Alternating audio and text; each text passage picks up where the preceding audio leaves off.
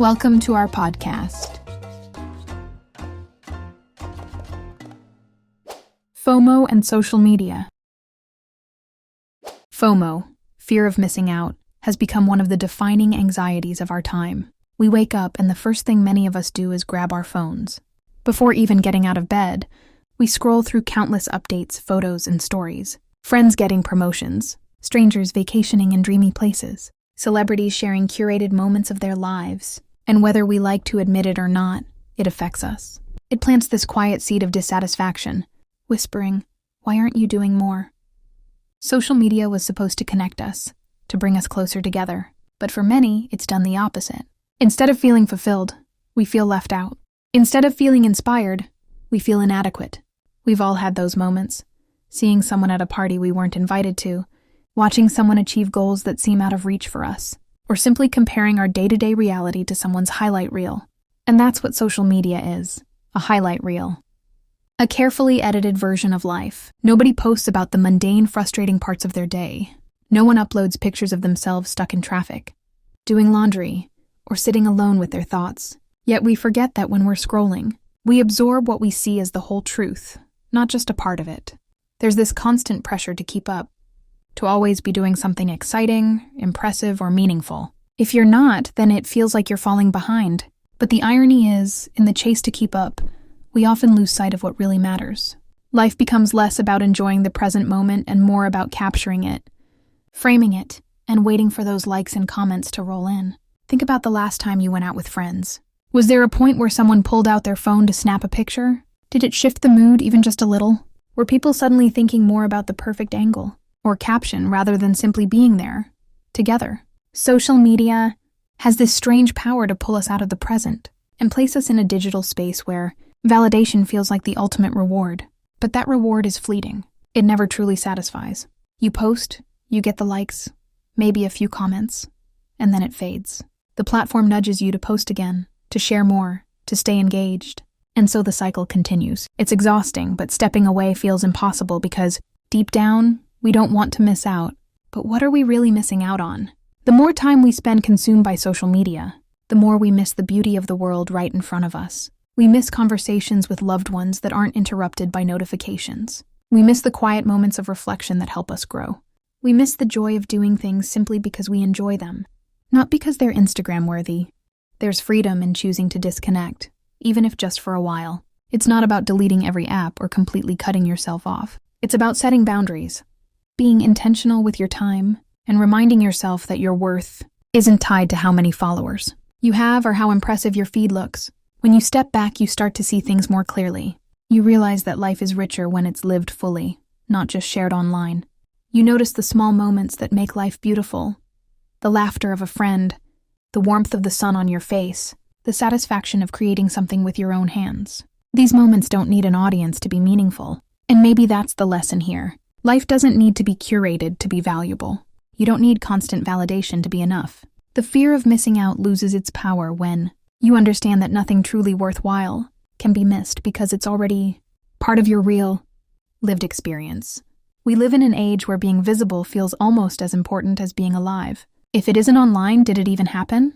That's the question so many people seem to be answering before they've even finished experiencing the moment. A coffee with a friend, a concert, a family dinner.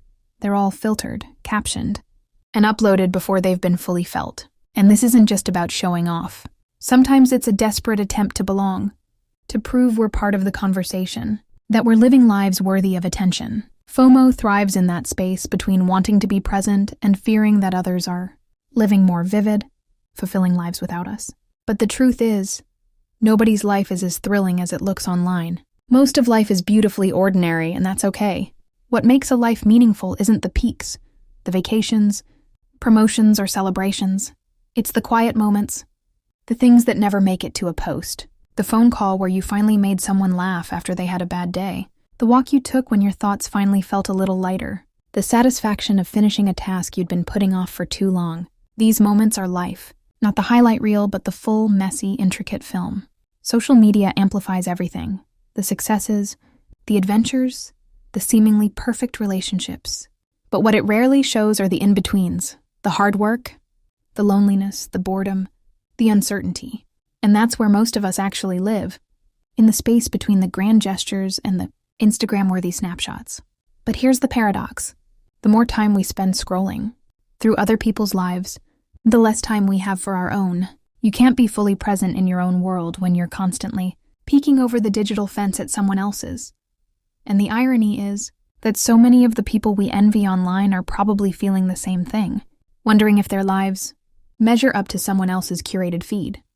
FOMO isn't really about missing events or experiences. It's about missing a sense of fulfillment. It's about the gnawing belief that there's a better, more exciting version of your life happening somewhere else, and that you just need to find it. But fulfillment doesn't come from chasing every experience or constantly being plugged in. It comes from slowing down, paying attention, and recognizing that what you have right now is enough. When was the last time you sat with your own thoughts without reaching for your phone? When was the last time you watched a sunset without thinking about how it would look on your feed? These aren't questions meant to shame, but to remind us that life happens right here in real time, and we miss it when we're too busy trying to capture it. It's worth asking yourself, if no one saw this moment, would it still matter? If there were no likes, no views, no comments, would the experience still hold value? The answer, deep down, is always yes, because the best parts of life don't need an audience. They don't need to be documented or validated by anyone else. They just need to be lived. The problem with FOMO is that it convinces us that life is happening elsewhere, with other people, in some perfect timeline we've somehow been excluded from. But life is happening right here, in the messy, imperfect, beautiful moments we so often overlook. And maybe the real fear we should have isn't the fear of missing out. It's the fear of not showing up for our own lives. So what would happen if we stopped chasing every trend, every viral moment, every fleeting piece of digital validation? What if we chose to sit with ourselves, to listen to what we actually want, rather than what social media tells us we should want? There's a quiet kind of power in stepping back, in choosing presence over performance. It doesn't mean shutting yourself off from the world or deleting every app. It just means reclaiming your time, your attention, your sense of self. Because at the end of the day, the most meaningful experiences aren't the ones everyone sees. They're the ones you carry quietly within you, shaping who you are and how you move through the world. And those moments, they never need a post to matter. If you found this video helpful, don't forget to hit the subscribe button and give it a thumbs up. Also, feel free to share your thoughts or any questions you have in the comments below.